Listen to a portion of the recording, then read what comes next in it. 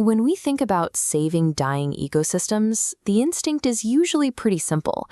Grab a shovel, go out into the woods, and start planting trees. But planting a new patch of forest in the middle of a developed area often fails to solve the underlying problem. If mobile species can't reach that new habitat, they become trapped. Without a way to migrate, these isolated pockets of life eventually collapse. This diagram illustrates a different approach based on the Lawton Principles. Instead of scattering isolated trees, this scientific framework argues that habitats must be deliberately designed to be four specific things: more, bigger, better, and joined. Keeping wildlife populations alive is an engineering problem. It requires a deliberate spatial design to ensure animals can actually move through the landscape we've built. Along the red sandstone cliffs of East Devon, the town of Sidmouth is turning into a living laboratory to test this exact blueprint. This map shows how conservationists divide the local landscape into 5 functional categories. You have core areas where wildlife already thrives. Then you have corridors and stepping stones to link those areas together. Buffer zones shield core sites, and restoration areas offer land to upgrade later. This categorizing creates a mechanical system.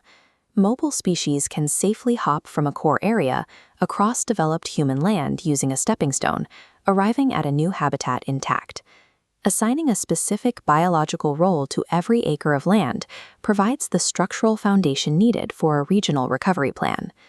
When researchers actually mapped out Sidmouth's existing habitats, the local survey data revealed something counterintuitive. This map plots 50 high-value ecological sites. 45 are already physically touching another protected area. These borders naturally group into 5 distinct clusters: Salcombe Heights, Riverside Park, Town and Shoreline, the Knapp and Knoll, and Peak Ridge. Because the land is already joined, the strategy shifts.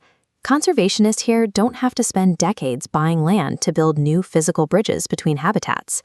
Instead, they can focus all their resources on taking the existing land and making it better.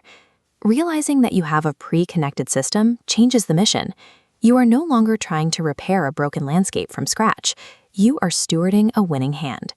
If we zoom in from the regional map down to the very center of town, we hit the Town and Shoreline cluster. You usually expect to find biodiversity out in the deep woods, but here it thrives in heavily managed human spaces.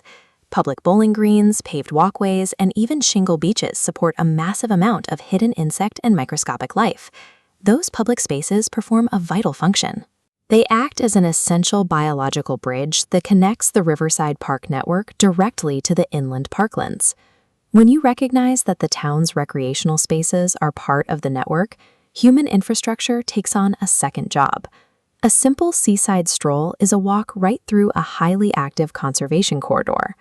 A heavily developed town is not an obstacle to nature.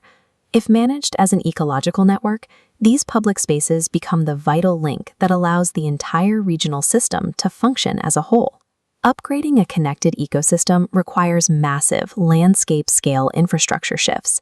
State-funded engineering projects are necessary to reroute sewage discharges away from the coast and physically reshape the natural flows of rivers.